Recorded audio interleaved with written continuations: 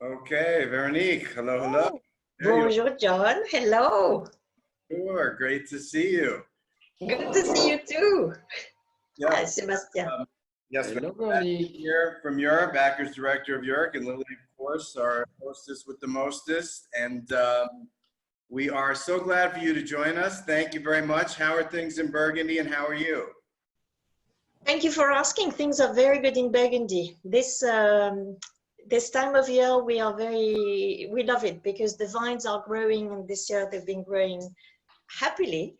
We had a little bit of frost warning, and that we did fight, and now we, of course, could worry about hail, but fingers crossed, we have no problem. The picture that Lily is showing at the moment is nice. It's kind of nice to see the family, because I'm speaking with you, John, but as you know, I'm not the only one in the family. So looking at the picture, we are holding a photo of my grandfather Maurice. So he's quite well known because Maurice had many hats in his life. One was to manage the little company that he took over from Joseph, his father, my great-grandfather. But he also was the liaison officer to General MacArthur, so probably few people know that. He also was the managing director of the Hospice de Beaune, and he was very attached to the hospice. And then later on, he gave a vineyard to the hospital. And then with me, you see to the right is Philippe, he's the vineyard manager. Next to him is Frédéric, he's the president of the company. And then it's my daughter, Laurent. So she is the 5th generation who officially will join us in July of this year. So we are very excited that there's at least one member joining the family. Then it's Louise, my youngest daughter. And then Laurent, who probably some of you have met. Laurent lives in the US and is the export manager for United States and Canada. Well, that's great. I mean, that's a real team effort and a family effort there. So growing up with 3 brothers must have been difficult. How did you manage surviving that? It was not too hard because I was not the youngest. I was number 2. So the 2 boys were my little brother, and I could still handle that.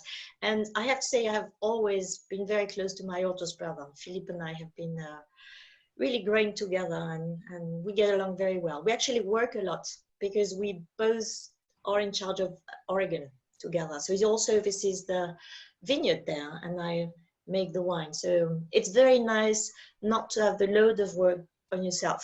It's really nice to share, you know, everything. There's always something to discuss, something to decide. So it's really, I feel lucky to be working with him and actually with all of my brothers.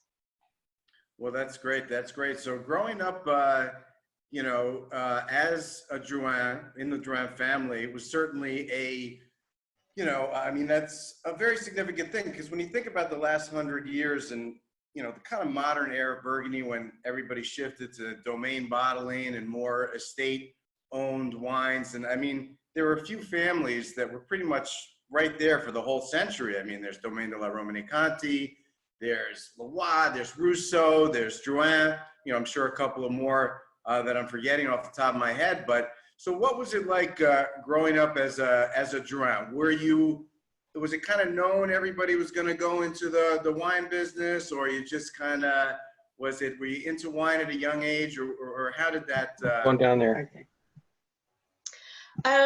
We did not, we didn't have any pressure. It was not asked, it was not, let's say, set in the marble that we would join the family. Actually, my father never pushed us, but of course we lived next to the office, above the cellars, next to the winery. So it was very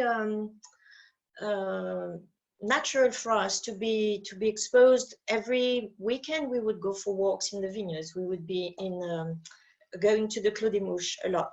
And I have to say, I think my father was quite smart in how we included us in the business by having us taste wines when we were very young. So I have to admit that we started tasting wine at a very young age, but not like we had to try the wines, but it was for a birthday, for Christmas, for Easter, for any good occasion. He would grab a bottle in the cellar usually an old wine, and we would, as a game, try to guess what it is, which most of the time, of course, we would be wrong, but we would be learning a lot.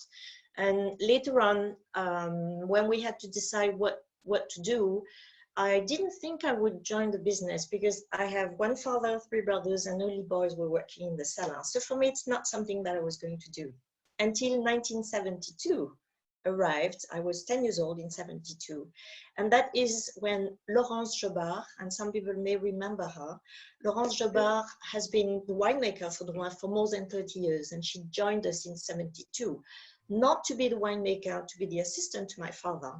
But he very quickly realized how fantastic her palate was. And for me, it was a woman arriving in this world. And she very much encouraged me. And she said, you know, Véronique, if you want to do this, it's easy. And that's what I did. I followed her path and listened to her advice. And I was encouraged by my family. And so I became a winemaker. I have to say, back then, so this is in the early 80s, I was the only girl in my class, and which was no problem. She was the first woman winemaker, and that was no problem either. And that's how it happened for me. That's a great story, and you've been an inspiration for many women I know in the wine industry, and especially women winemakers and professionals. And when did you start full time in the? Was it right after school, full time? And is that when you joined? Yes, I joined full time in 87. But when you study winemaking, you have to do internships. So I did one in Bordeaux. I was in Dijon studying winemaking, but I did an internship in Bordeaux because I thought that's another great region of France that I should know better. And then I went to Oregon, hoping to go to have an experience in the new world. And of course, the US, it was really starting to be very famous, and we were having exchange with producer. I know a lot of winemakers would come to Burgundy, and one of them was Robert Mondavi, who was a very close friend to my father.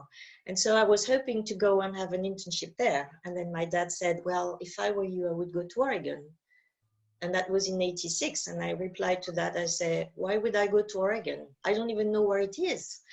So I ended up going for an internship in Oregon, and he explained because the climate, and he had tasted some very interesting Pinot Noir, and he thought it was probably a very good region for Pinot, not thinking that any day we would make wine there. But so I joined officially in 87 after that internship in Oregon in 86. So it has been quite some time.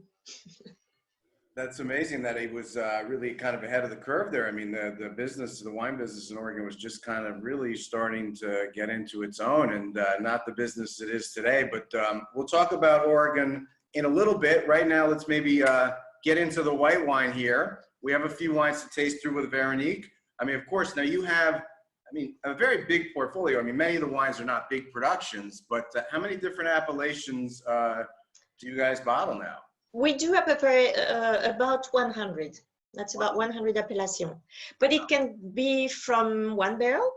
Sometimes it's as little as one barrel, so 300 bottles. And it can be as much as 25,000 cases, which would be our La Forêt or Bourgogne Blanc. And right. So the spectrum in the production is big. So it's a lot of wines, but small quantities of each. That's classic in Burgundy. Right. Even the 2,500 cases is not really a huge amount of wine. That's the Bourgogne. I mean, when you think it's a big number maybe for Burgundy, but in the grand scheme of wines at that price point, I think that's a very small production still. And we have one of my favorite wines here from the portfolio for everyday drinking. I'm probably going to butcher the pronunciation, but the Rouilly. Yeah, right? No, very good. No, you say it better, I'm sure. Rouilly. Okay. Yeah.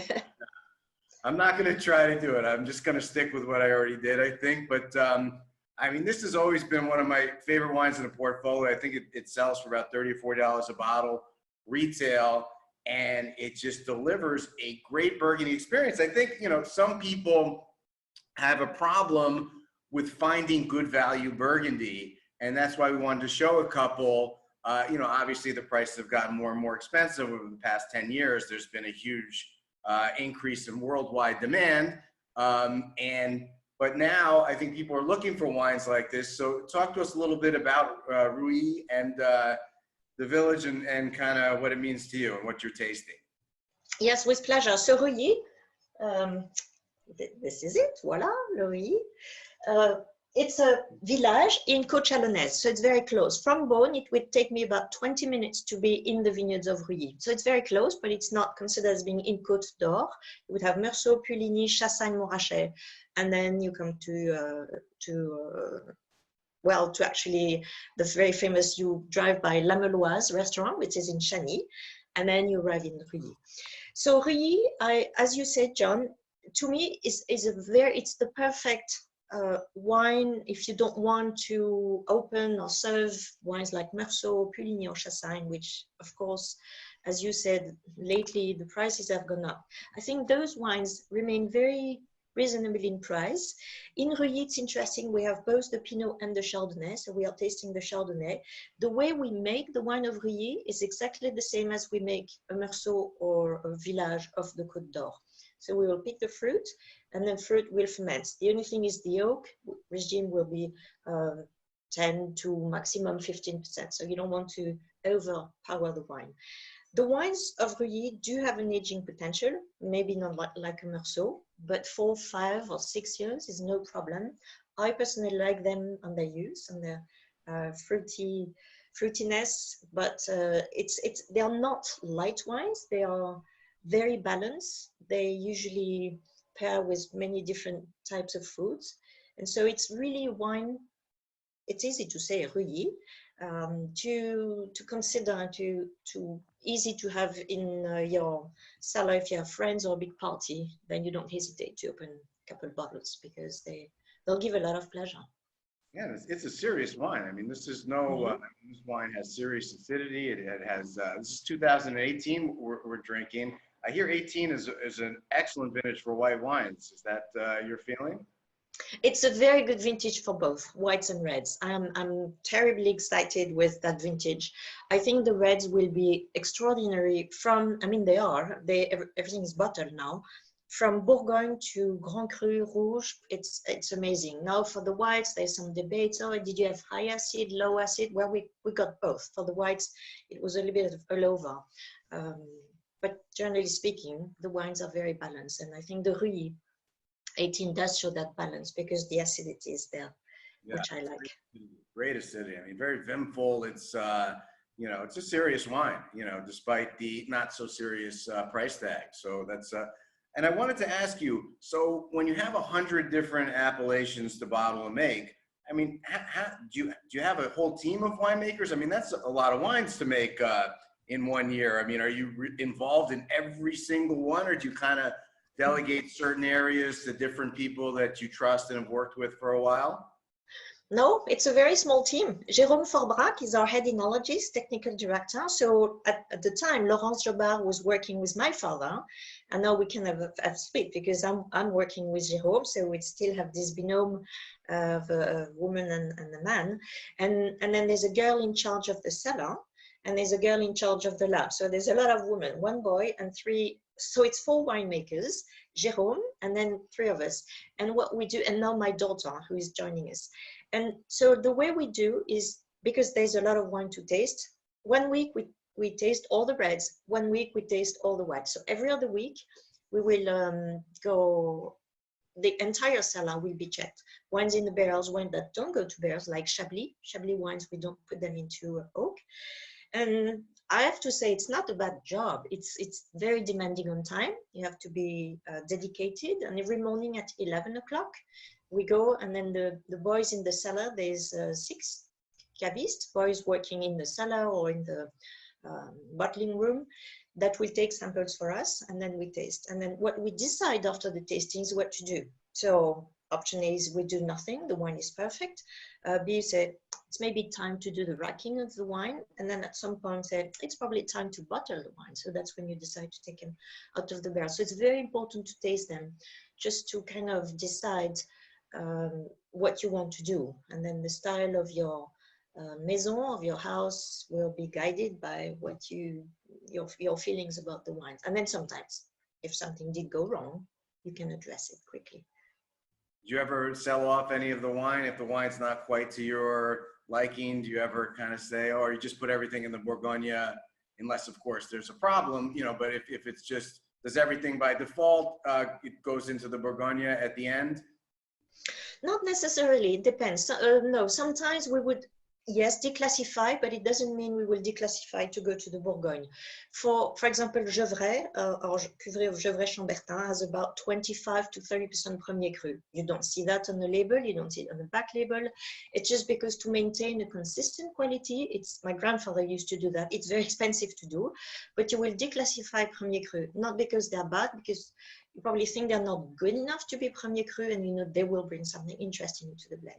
No, sometimes, yes, we have a village, we think it's not at the level of its appellation, and then we would put it in the Bourgogne. So you don't necessarily go from the top to Bourgogne. You can go Grand Cru to Premier Cru to Village and to Bourgogne. And if there's really something you don't like the style, that it's not fitting to what you like to do, then you can sell it as bulk wine. You don't keep it. Well, we do that sometimes. We have some early nice comments from the crowd. We have some Drouhin fans here. Tom enjoyed an 06 Drouhin Clos de Mouche Rouge this Sunday. He drank a bottle.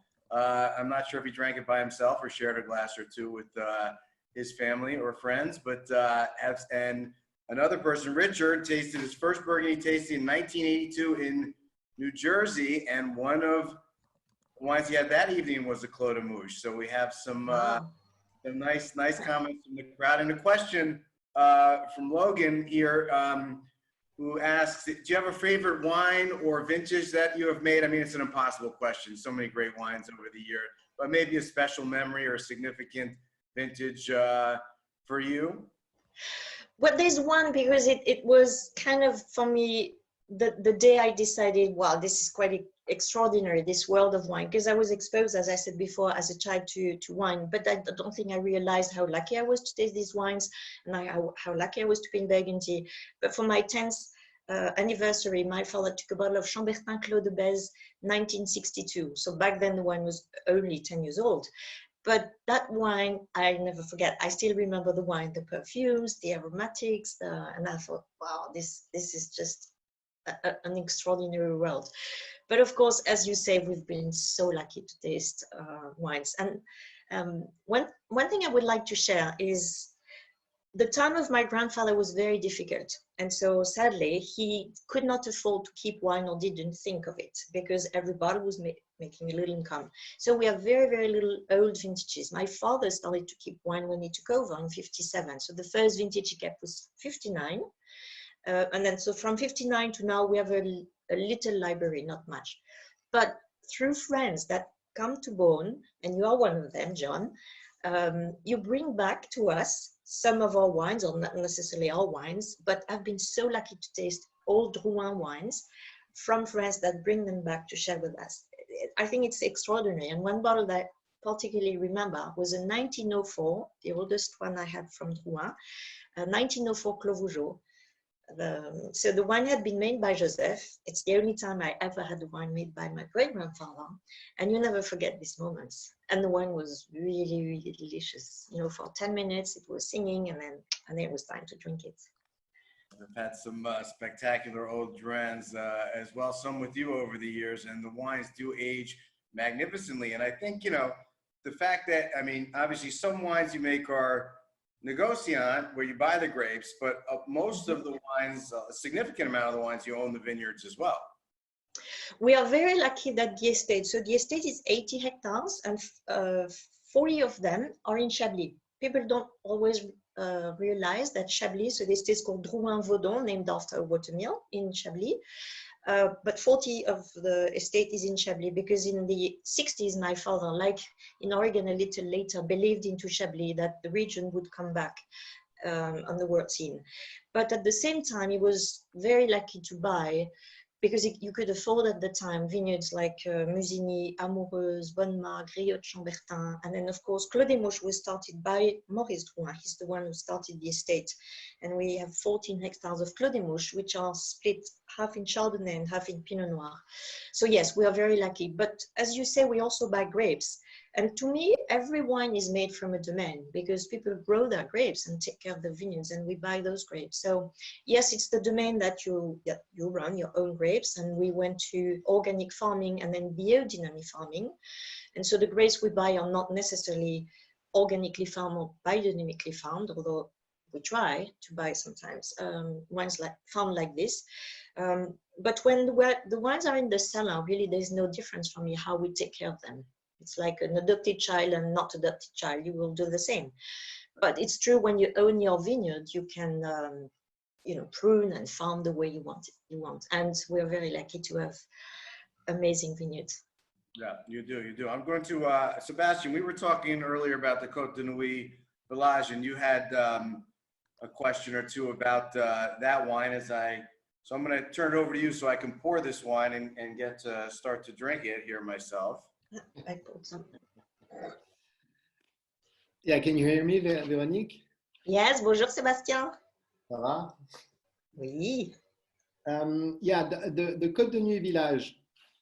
This is, I think you call that an appellation régionale, right? C'est un village. Appellation régionale would be Bourgogne, and this is the next level up. So this would be considered as village. What is particular about Côte de Nuit Village, and it's very good you have the map, it can be a bit confusing and tricky. So it does exist in Beaune. You have Côte de Beaune Village and you have Côte de Nuit Village. But you cannot take grapes from all the village of the Côte de Nuit. I cannot use grapes of Chambol to make a Côte de Nuit Village. Even if I decide to declassify, I cannot do that. You can use Fissin is a village you can use for Côte de Nuit Village. And the one we are tasting is almost entirely from Fissin, but you also can use from Premaux, Prissay, and Comblanchien. And these villages have no appellation on their own. If you make wine, it will be called Côte de Nuit Village. One of them is famous, Comblanchien is famous because a lot of the marble that is sent all over the world comes from there. It's very interesting to go there because if you look, it's a big cliff that they've been cutting to get the marbles out. And you realize what the vines are growing on. Because if you go there and you see the vineyards very close to that, an amazing meters and meters of very hard limestone, beautiful white limestone. So Côte de Nuit Village is a very interesting wine because it comes from all the Côte de Nuit, but not all the villages. So the northern part, and then with Fissin, and then the southern part with Premaux. It's almost the two extremes of the Côte de Nuit. Exactement, yes. North. Exactly. Comblanchien top south. And how do you make the, do you blend, do you age each grape from, for example, the grape of Fissin separately, I guess, and then do you blend, how do you do it? Yes, we do. We vinify them separate because the Fissin will tend to bring the core, the structure, and then the Premaux, Prissay, Comblanchien is more the delicacy. So we find, unlike the Chambol, we'll talk about one later, where we do differently, but for the Côte de Nuit Village, we vinify them separately, and it's at the end, or during the élevage, at the racking, we start to see how we will combine them. And do you think it's more like, how do you like to drink that wine? Do you think it's more an aperitif wine, a dinner, lunch, light? How do you like to drink that wine? For me, every wine can be aperitif. I have no problem with that. But usually I would say for me it's quite rare that I would take a Côte de Nuit Village as an aperitif wine. But it pairs, but I like them young and a little bit older. I don't like to keep them too long because I don't think this wines gain so much with time. And like Premier Cru of Gevrey or some Premier Cru of Chambol-Musigny. So I like them on the exuberant, fruity, spicy, they're very interesting wines because you combine the texture of Fissin that can be on the edge of rusticity sometimes, but to the beautiful delicacy of Premaux, Prissay style of wine. So it's a wine that I would drink fairly young and usually with something roasted chicken or lamb chops or. To me, it tastes like this is a great picnic red. I mean, I feel like, I want to be like on a blanket you know, having a picnic, drinking this Côte de Nuit Village right now. Of course, you know, a picnic anywhere would be nice for all of us, I guess, because we've all been home so much. But to me, this is the perfect picnic red, you know, in the afternoon, you know, sitting out there with, of course, some baguette and some saucisson and fromage. And fromage. Very good. Yes. It would be really great. And Lily, we have some nice comments from some other people. Maybe you want to catch us up to speed here. It's primarily comments of people having great experiences with aged Drouhin. Someone, Anthony, was the head sommelier of the 21 Club in New York, and one of the greatest wines he had on the list was 1978 Amoureuse. And his question is, have you had it recently, and is the wine still alive and showing well? Yes, well, recently, I wouldn't say very recently, but recently enough that maybe a year or two ago. And yes, it is still delicious. And I don't know, I think this vintage is going to age for a very long time. The 78 was a difficult year because it was cold and the wines took forever to go through malolactic fermentation. But yet they had everything to be superb.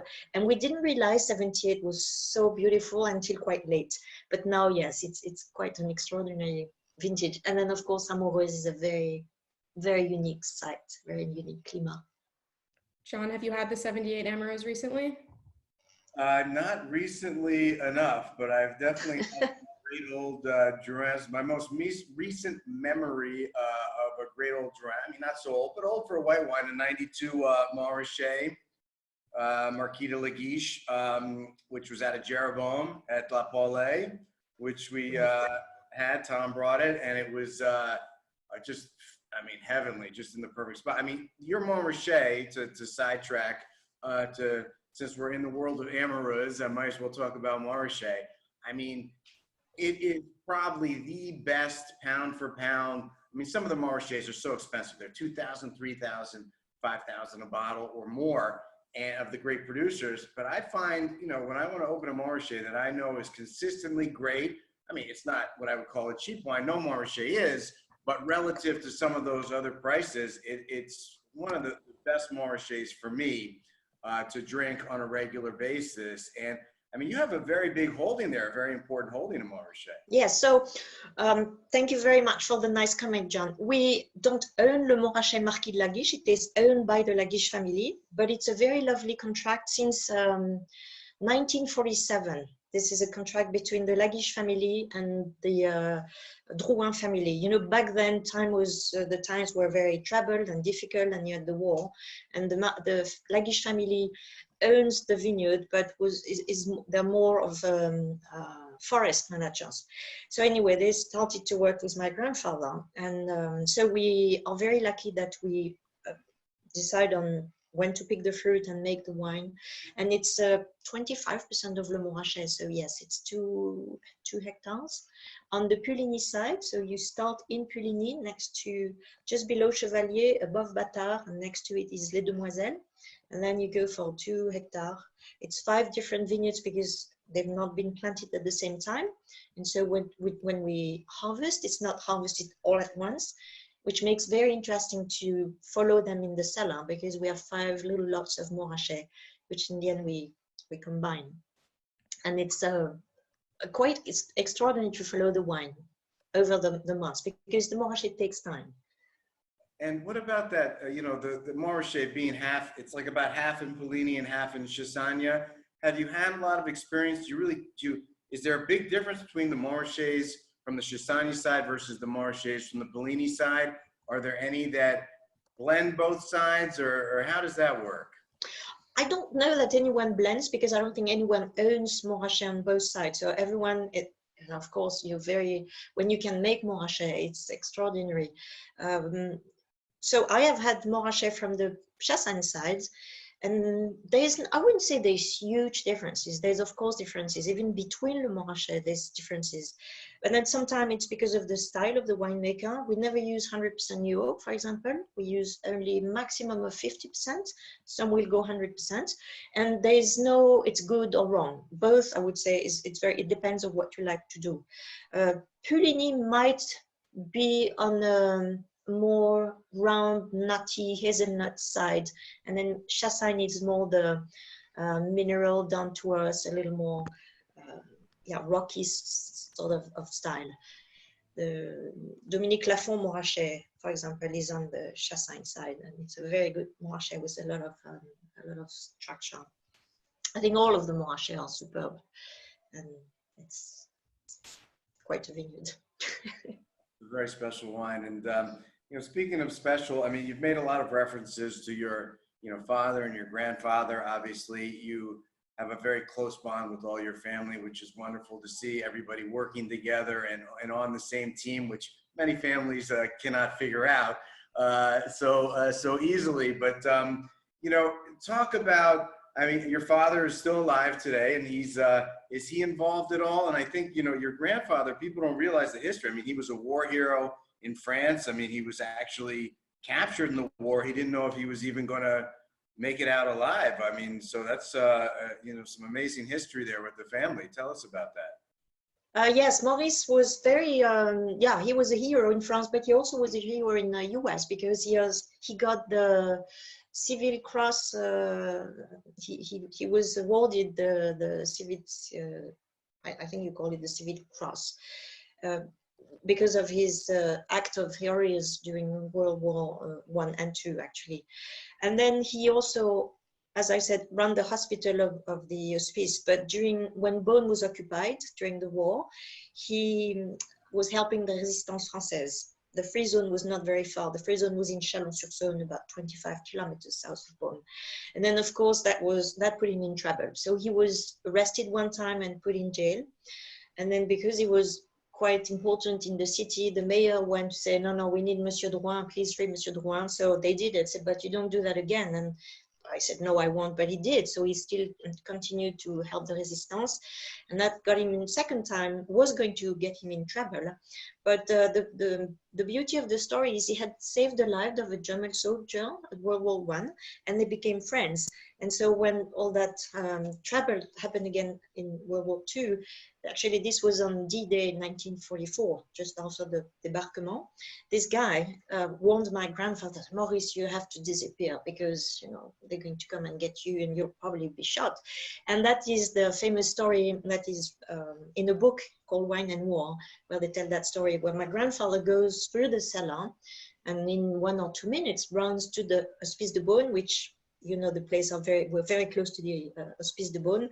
And he was loved there because he was running the hospital, especially the wine part. But the Mère Supérieure, the main sister in charge, agreed to hide him. So he was in the hospice for 2 months, and she took a risk to hide him. So he could still run the company through her, because she would go to church with little messages, and my grandmother suddenly would go to church every day, where she used to go every Sunday, but not every day. But anyway, they exchanged a lot of little notes. So my grandmother took over the management of the very small company of Drouhin. But this is also the reason he gave, in 1947, he gave a big part of his estate to the Hospice de Beaune. He gave 2.5 hectares, and the estate was very small, so it's probably 1/3 of his estate that he gave to the hospital. That's why there's a cuvée Maurice Drouhin made of Beaune Premier Cru. So it's in homage to my grandfather and to thank him. So they have this cuvée. So the history continues because we try to buy that cuvée every year at the auction. Wow, that's amazing. Your father is still alive and well. Is he still trying to tell you what to do, or is he kind of just relaxing and enjoying? No, he's still telling us what to do and criticizing, and always like, he's very demanding. He's 86 now. He still goes to the office. He likes to, he's not involved in the day-to-day operation or the business part, which he had to do but never really loved. But for him, tasting the wine, so he doesn't do the day-to-day tasting, but once the wines are bottled, we make sure he tastes them. And then sometimes we get compliments, which we love, and sometimes he will get criticism, which we don't like, but he's often right, and so that makes us progress. But what is interesting with people of his generation, because they're kind of all disappearing, Monsieur Lafarge just passed away, Hubert de Monti is gone, Monsieur d'Angerville is gone, but that generation has so much experience, and they were willing to share that experience, and he's among those people. So when you talk to him about a specific village and he said, don't bother buying grapes in that area. It never made good wine, but think of that area, it could be interesting. I mean, it's one example, but we feel lucky that we have someone who was so involved into making the wine and liked it that he's sharing with us a lot of his experience. It's precious, I think. Well, that's great. It's precious, and it's also great to see that you know, when you drink a lot of wine every day, you can, you know, live to a very ripe old age of 86 and keep being involved in the business. So that's hope for me, actually, very inspiring for myself personally. So we're going to move on to the Chambol, which is Premier Cru, and Sebastian, you had some questions about the Chambol, right? We were talking about that before. I'm going to turn it back to you so I can focus on drinking for a minute or two. Yes. Véronique, I was wondering, the Chambol Premier Cru is a mix of different Premier Cru from Chambol. Which are the Premier Cru you're using for that? And also, you almost answered that already, but why do you prefer to make this Premier Cru, like generic Premier Cru, instead of making each cuvée, single cuvée Premier Cru, each climat? Is it because it's a tradition in the family, like, or it's because you don't have enough of the other climat? It's a little bit of both, because some of them we have very little, and you know, making very, very small, like making the equivalent of one barrel. Sometimes you don't have a choice, but it's not that easy. You have a little bit more volume, it's easier. But it's also called as cuvée ronde. It was, in the past, it was a tradition. But of course now, let's say in the past, Premier Cru didn't have the value they have today. You would blend the Premier Cru and actually sell it as village. But now, of course, every Premier Cru is being sold individually, basically would make more income. But the tradition of the cuvée ronde, we thought, or my father thought, was very interesting in the case of the Chambol Premier Cru. Now, there's one Premier Cru that doesn't go to the blend, is Les Amoureuses. So Les Amoureuses, we keep on its side. But next to Les Amoureuses, you have, you can see it on the map here, Les Borniques. So Les Borniques is part of the blend. You have Les Audois. Les Audois is just to the right of Les Amoureuses. Les Borniques, it's just to the right of Musigny. Then you have Les Plantes, which is Les Plantes and Les Combottes. So it's below the village of Chambol-Musigny, moving to the north. And then you have Les Baudes. So Les Baudes, sometimes we put it in the blend, sometimes we don't. It depends the year. What did I forget? Plante, Combotte. And then sometimes you do have a bit of Groseille, but not that vintage.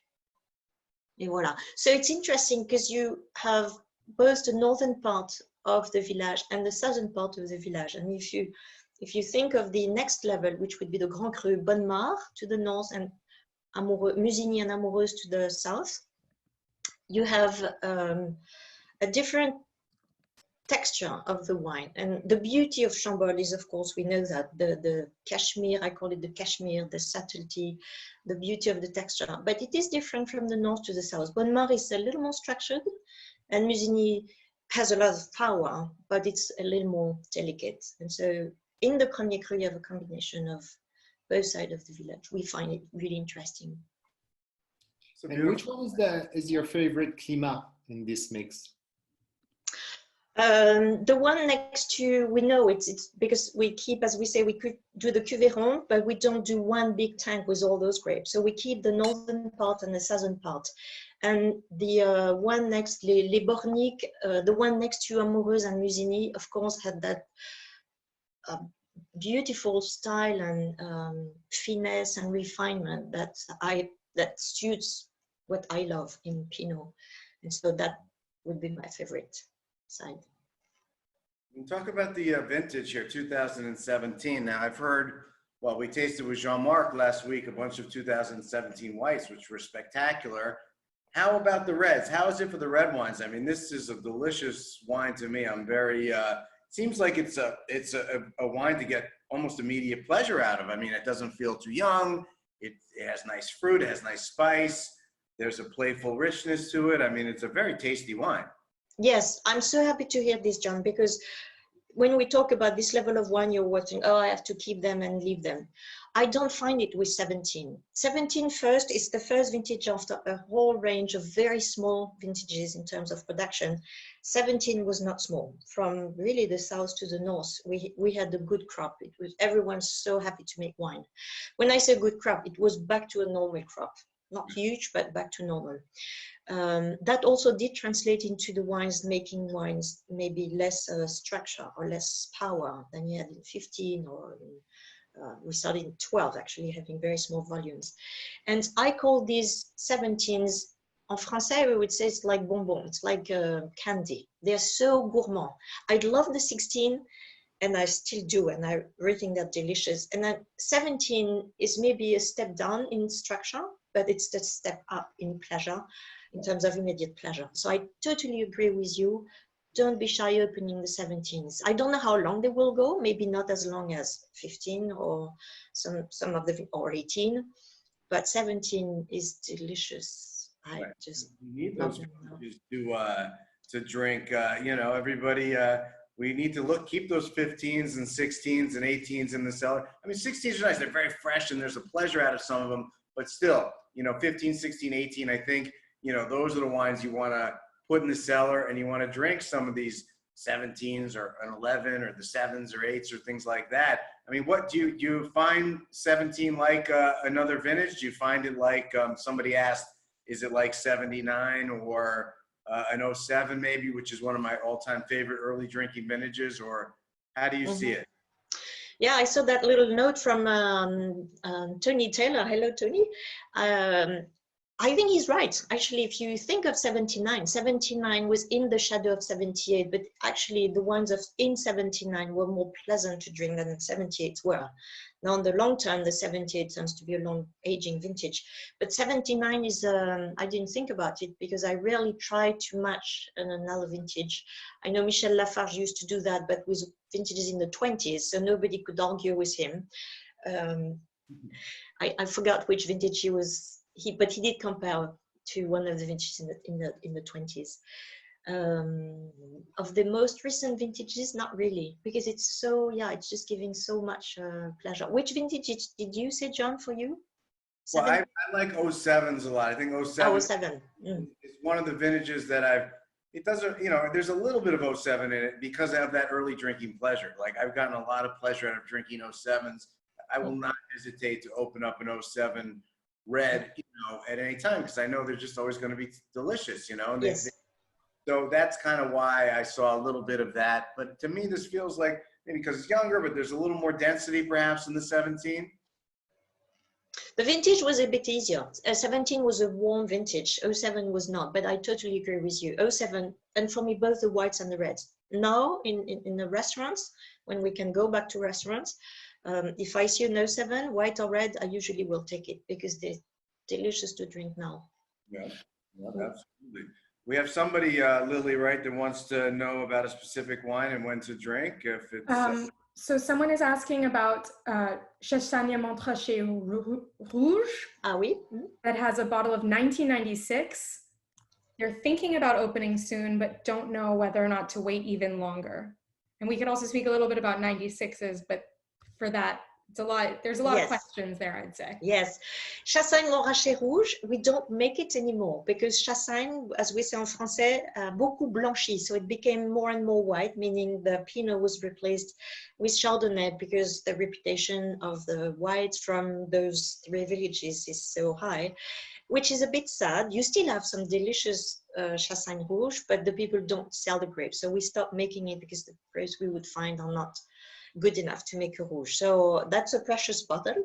And 96 is a vintage I know well because my youngest daughter was born that year and I have kept some. 96 has this, its acidity of the vintage is quite high. So I think because it's a village, probably would be a good idea to drink it now. But if the person decides that she prefers to keep it for a longer time, because of that acidity, it probably will help the wine to age. But I think I probably would try it. Yeah. We got another question that's a little bit more scientific regarding Sélection Massale. So because you have such diverse vineyard holdings and so many different places all over the Côte d'Or, do you find different Sélection Massal for each of the wines that we are trying today? Is there a set of Pinot Noirs that you would recommend that we try for similar Sélection Massal on different terroirs? Well, the Sélection Massal, it's becoming more rare to have Sélection Massal because now we have all the clones. But luckily for us, the Clos des Mouches is a great reservoir of old vines. So we do use that. We have a vine still from 1937, so pre-clonal, and we use that for the nursery. We used to have our own nursery, but now we share with a group of other producers. There's a very, very good organization that is trying to save the genetic heritage of all those clones. So the best wine for us to really try sort of Massal selection would be the Clos des Mouches, both the white and the red. Now for the other vineyards, I have to be honest, for now, Philippe, I wouldn't say there's one particular vineyard where there's truly only a Sélection Massal, but the Clos des Mouches, yes. John, how's that drinking? I'm just enjoying the 17. I'm like enjoying it so much. I'm hesitant to move on to the world of Oregon, but I think we should do that next. We had a lot of interest in the Oregon wines and a lot of questions from earlier before that Lily will break in. And we heard a little bit about the history of you going to Oregon early on, you know, one of the first trips you made abroad. And did you know right then and there you were going to make wines in Oregon, or how did it all come about? What's the story behind? No, I didn't think I would go and make wine there, and I don't think my father ever thought he would make wine in Oregon. It just happened because I was hoping to go to Oregon. I mean, I was hoping to go for an internship outside of Burgundy and preferably in the New World. And I ended up going in Oregon in '86, working with David Lett, the Adelsheim, and the Castilles from Bethel Heights.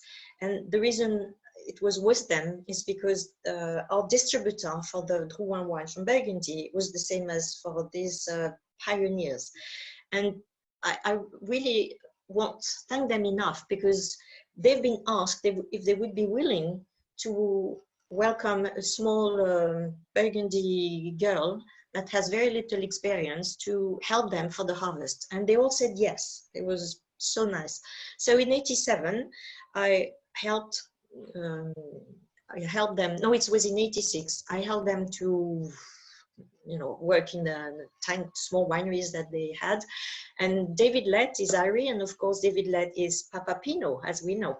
Papa Pinot, because he was the first one to come very courageously from Davis with cuttings and to plant them in Oregon, believing this was a great place for Pinot.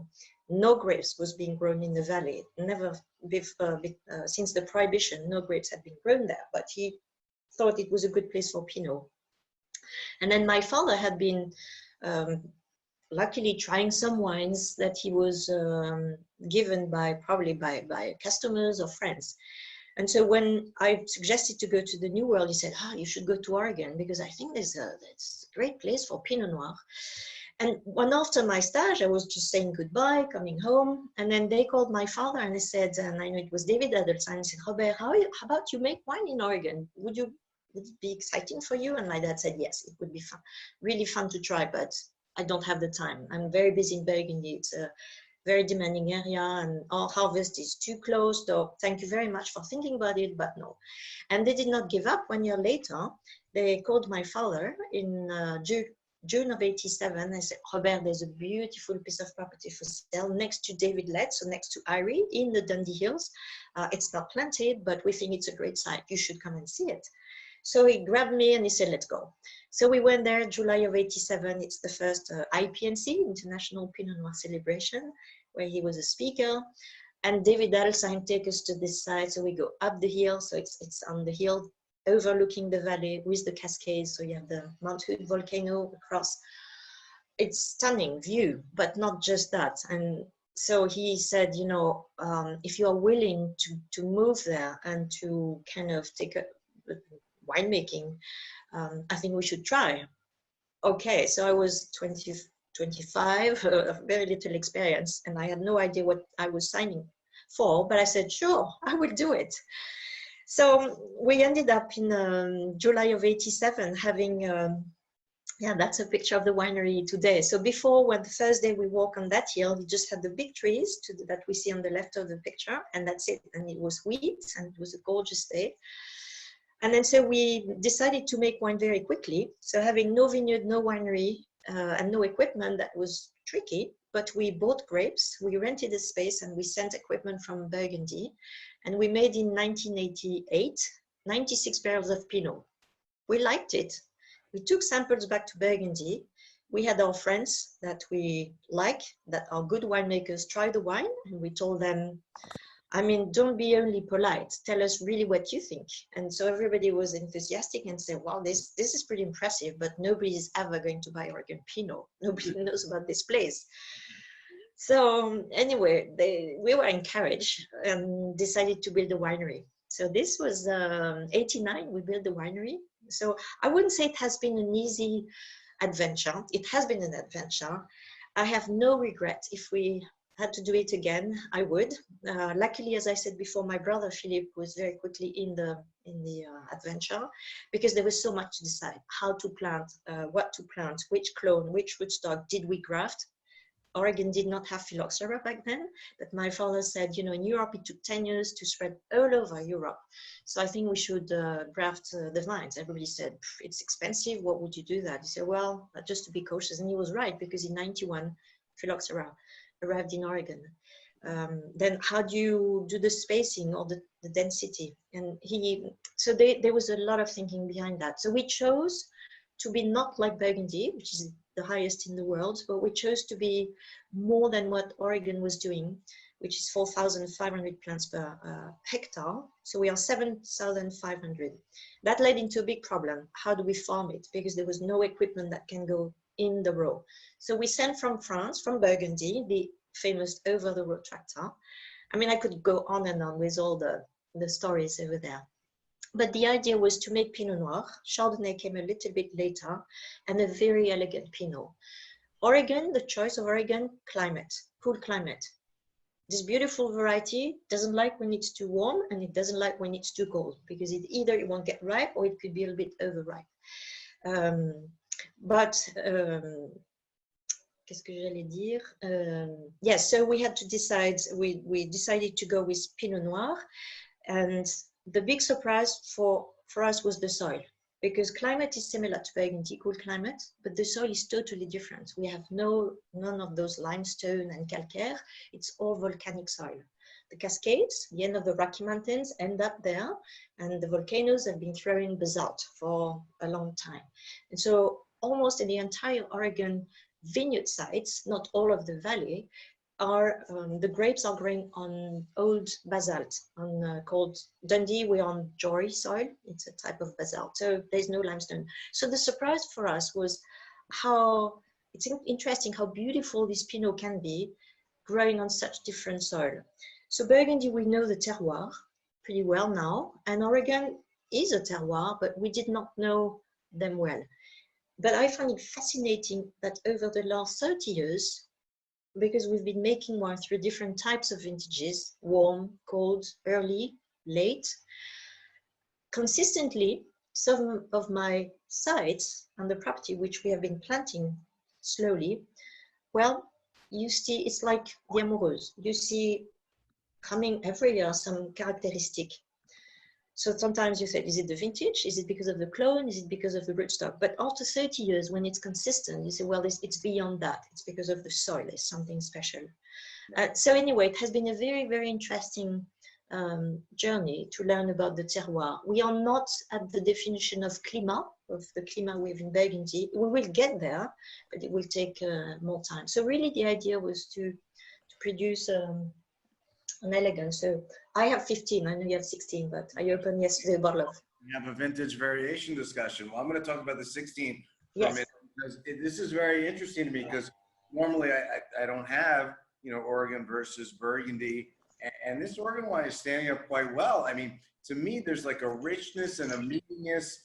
There's almost like that kind of grilled meat richness to it, like that I get this kind of, which I'm liking, you know, that differentiates it from the Burgundy side, you know, but it's an impressive, tasty wine. I mean, the 16 I'm enjoying. I'm sure like one of the things that probably the consumer, I mean, some consumers might like Richard, who's obviously up on his Dundee Hills wines, making some nice comments about some of the other wines he likes, which are White Rose and Archery Summit and, you know, of course, Domaine Drouhin. But, you know, vintage variation, is it consistent from year to year? I think people take that for granted. I don't think the average consumer knows like which is a great vintage for Oregon versus which isn't. There is vintage variation. I would say probably less than Burgundy. We have more consistency, but there is definitely, we had 5 years in a row, similar vintages, really 14, 15, 16, 17, 18, and then 19 is cooler later, which I like.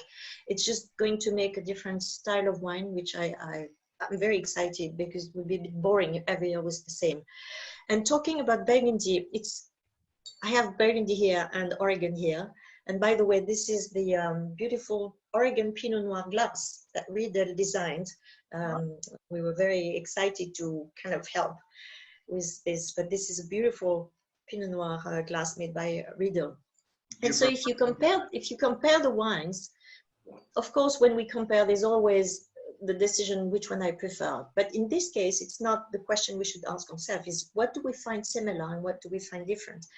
Usually Oregon Pinot has this little spiciness, which is quite unique to the place.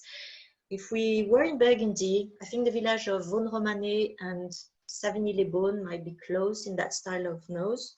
Then on the texture, the Oregon Pinot have a beautiful texture. The trick is not to work the fruit too much because it's easy to make a big wine, but then it's not so much the style of what we like to produce.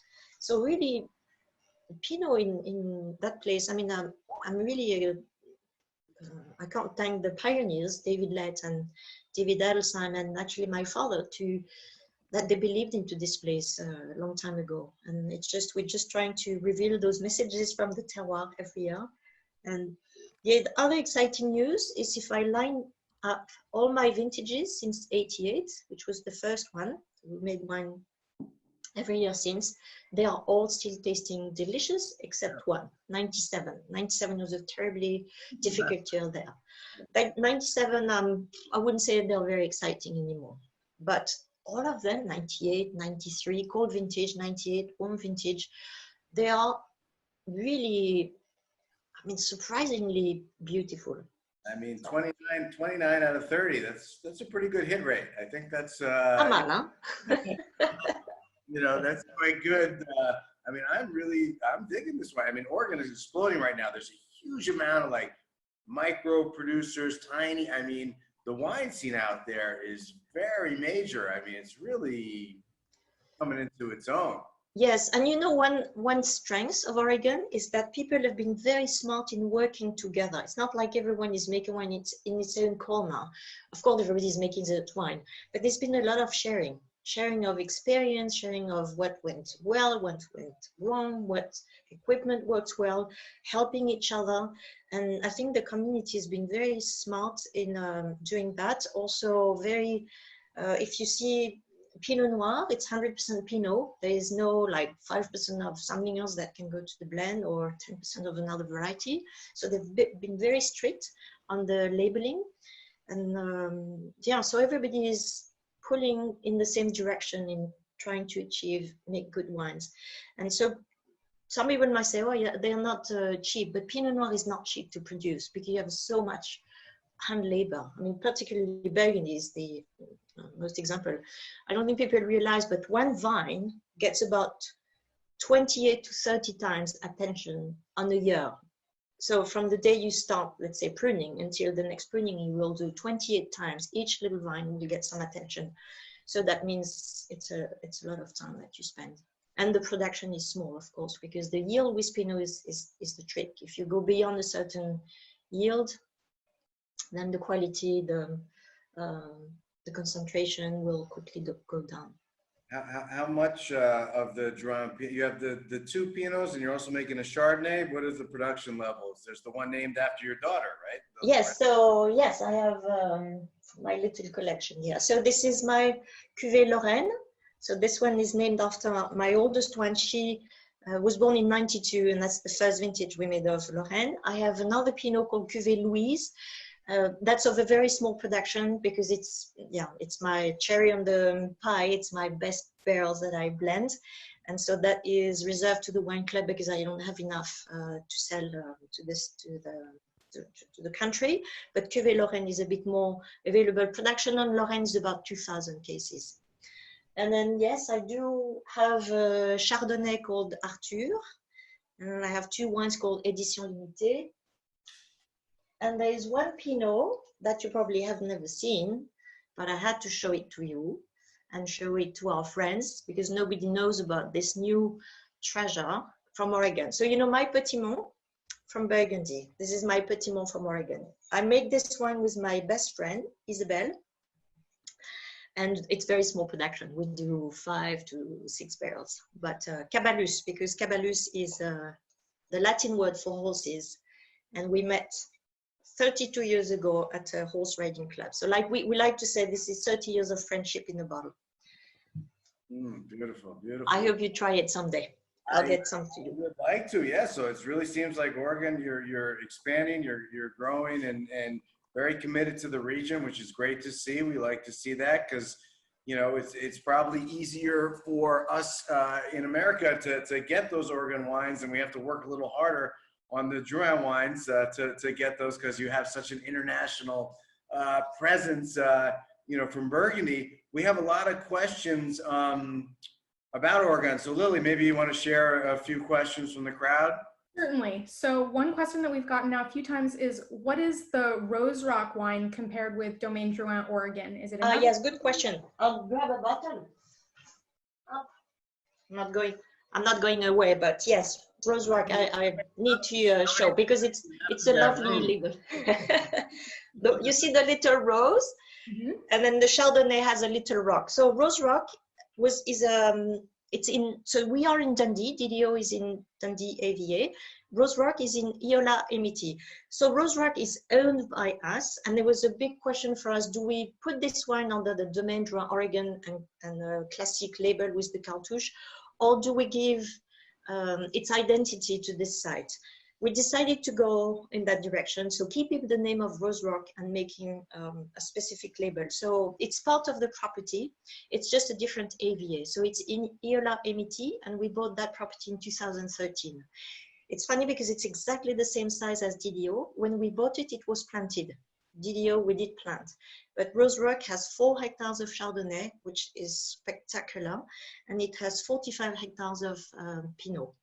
So it's, I would say, chapter 2 for Drouhin Adventure in Oregon. Yeah. Have you seen at all a move towards Chardonnay over Pinot Noir in Oregon?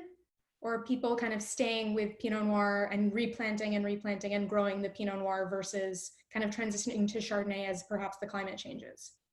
Chardonnay is interesting. Chardonnay came a little bit later because some people were growing Chardonnay and then the wines were not really very exciting. And the reason for that is because they were planting a variety that was called Chardonnay, but it was not true Chardonnay. It was more Auxerrois. And so what people did is planted Pinot and took out Chardonnay until the clones from Dijon, the true clones, arrived, and then people started to plant, but few tried. We were among the first few to try, and we liked it very much. I mean, it really tastes like Chardonnay. It's delicious. So I think Chardonnay is just a bit behind. I still believe that Oregon will be for Pinot Noir, but Chardonnay is coming. And truly in Eola, for example, Chardonnay is great. My friend Dominique Lafont, he's helping in Lingua Franca. He's a consultant there. They make a really, really nice Chardonnay. Bedelheit makes a very nice Chardonnay. So it's an exciting, yeah, it's an exciting next grape variety for Oregon. What would you identify as the most significant stylistic difference in the Oregon Pinot Noirs over the last 10 years as people have modernized and new winemakers have come in, and perhaps the climate has changed a little bit as well? The climate certainly has had a role. Like last 5 vintages, not 19, but before, it was warm years. So we could see a shift, but we saw that here in Burgundy, but we did see a bit of a earlier shorter growing season, so a bit early in, and so the level of sugar was a bit high we felt for Pinot, and now 2019 was exciting because we're back to it's a normal year, or year we like, where it's more balanced in everything. The new winemakers, for me, the good news is everyone is kind of backing up a little bit from using a lot of oak. Everyone is more realizing that the variety on its own has so much to give. You don't need to have any makeup or so. Yeah, I think there's a lot of good Pinot coming from Oregon. It's a special place. We have one viewer in France who's asking if he can find your Domaine Joseph Oregon wines in France. Yes, yeah, it's easy to find them. We have them in Beaune. We have them in the cellar in Beaune. I know Nicolas, the Maison Nicolas, has the Pinot. Otherwise, just call us or email. Easy to get in Beaune. There's your invitation. Yeah. John, back to you.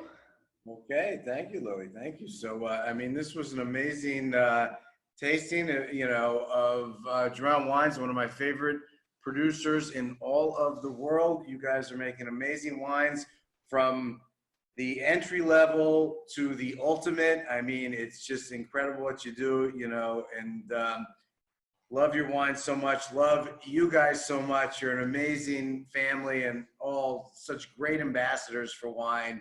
And it's just exciting to see what you do. And I'm really excited about the Oregon stuff here as well, because I mean, the wines are just delicious. They're tasty, they're easy. And it's just, thank you very much for joining us.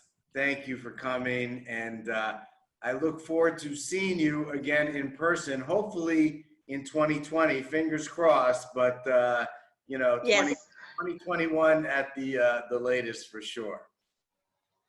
Well, thank you very much, John. It was my great pleasure to share a little bit of our history with you and our friends. And I would like to return the compliment, because you are our ambassador. You've been you and your team, you have been really helping and promoting and defending Burgundy no matter what. So we thank you for that, and all the great bars you share with us.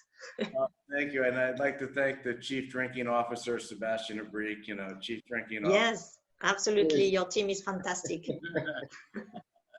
And Lily, thank you very much. Thank you, everybody. We hope to see you Monday night. We're going to have a great history of Acker. We have a historian. We got a book about the 200 years of Acker, Maryland. I'm not sure, how old does the Drouhin history go back in Burgundy?